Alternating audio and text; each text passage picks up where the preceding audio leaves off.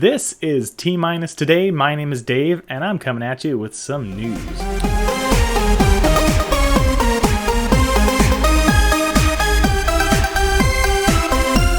So news and reviews, more news, less reviews this time around.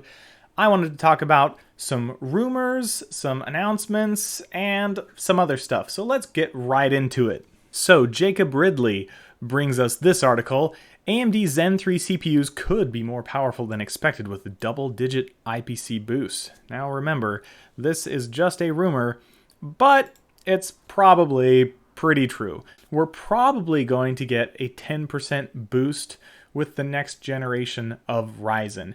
Now it's confusing because they are on the Ryzen 3000 series and they are going to be releasing Zen 3 next time, which is the third generation of Zen. Why they have the second generation of Zen be Ryzen 3000, I don't get. It seems like it would be better just to call it 2000, but they already have a 2000 series. Whatever, it's confusing. The reason this is interesting is because AMD is already on par with Intel with their IPC. In fact, for clock, they should be just slightly faster than their Intel counterparts. This information would mean they're just increasing their lead that they already have on the Intel CPUs. Now, Intel CPUs clock much higher than the AMD CPUs, which is why they perform much better in games, especially games that are single-threaded. If you can get one single core at 5 gigahertz, it's much better than one single thread at 4.2 gigahertz, even if you have a 1 to 2, 3% IPC deficit on the Intel part. So this is going to be interesting. You want to watch it. I'm interested in it because I have a first generation Ryzen and these are just incremental updates. Hopefully by the time they finish with this AM4 socket, we should have a pretty good delta between the two and I can upgrade to the latest and greatest once we move to the next socket and all these go on sale. Let me know in the comments what you guys think. The next one is about graphics cards. So AMD has their RX 5500 and it will be getting 7nm Navi and GDDR6 memory. I was kind of worried it was going to be GDDR5, but it looks like it's going to be GDDR6. So it should compare up to the RX 480 and the GTX 1650. So it's not a high-end card. This is a budget card. And it's going to come, the RX 5500 will have 4 gigabytes of memory, and there could be an XT variant with 8 gigabytes of RAM.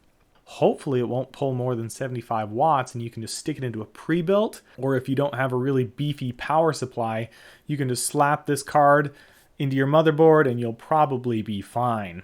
The next thing I want to talk about is these old games from the Internet Archive. The Internet Archive has had these in the past. They just added 2,500 more MS-DOS games playable at the archive. You can follow this link. I will also leave a link in the description below where you can go check this out. There are so many games you can play. Scorched Earth, Oregon Trail series, X-Wing versus TIE Fighter. Come on, who doesn't love those games? You can go check them out there, get your nostalgia on. It is pretty cool. Go check it out. The next thing I want to talk about is literally just this headline. Modern Warfare requirements revealed. Needs 175 gigabytes of hard drive space. So, just like the headline said, it literally just needs 175 gigabytes of hard drive space. Man, these are getting ginormous. What are people going to do with data caps? Are we going to have to buy them on CDs again? I mean, seriously, how about we just get rid of data caps? That would be great. It's going to take a while for me to download personally. So none of these requirements are very demanding. The minimum is a GTX 670 or a 1650 or a 7950. The recommended is a GTX 970. That's what I have. That's not a very powerful card. So these are not demanding specs. The only thing that I was a little blown away by was 175 gigabytes of hard drive space. All those 4K textures, they sure add up. Tell you what. So buy a giant 14 terabyte hard drive. I'll link some giant hard drives in the description below so you can go check those out if you're interested in those. Probably not. That's fine. Just go with an SSD. You don't want spinners in your computer anymore, right? You might have to keep them a while with those huge games that are coming out, though. Anyway, moving on, the PS5. So it says the PlayStation 5 is expected next year. So Sony has officially confirmed the PlayStation 5's name as the PlayStation 5. No surprises there. So the PlayStation 5 will be out holiday 2020, so November timeframe, so you can get it over Christmas and all that. So if you follow these console games, the developers that develop console games, they also develop PC games. So a lot of times they'll port the same game between all these, and the hardware has to match up. For this other stuff, for the PS4, you have 8 cores on the PS4, so it is unlikely that another game will come out requiring more than 8 cores until holiday 2020. After that, all bets are off. You can make a next generation game that is not released on the PS4. It's like a PS5, an Xbox only title, you know.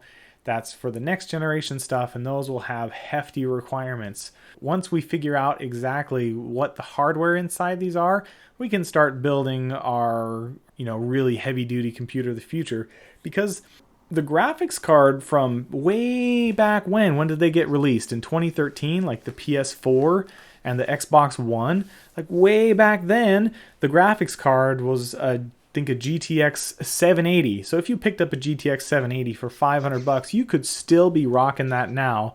And my graphics card, in my case right now, the 970 is only a little bit faster than the 780. So you could still be rocking that from forever ago if you want these really, really, really slow upgrade cycles. Or if you're more excited about technology and you want to upgrade every couple of years, then don't even worry about that. Anyway, that's it for the news. It's what I thought was interesting these last couple of days, and let me know what you think. Like, subscribe, notification button. You can go ahead and click that if you want to, and I will see you next time.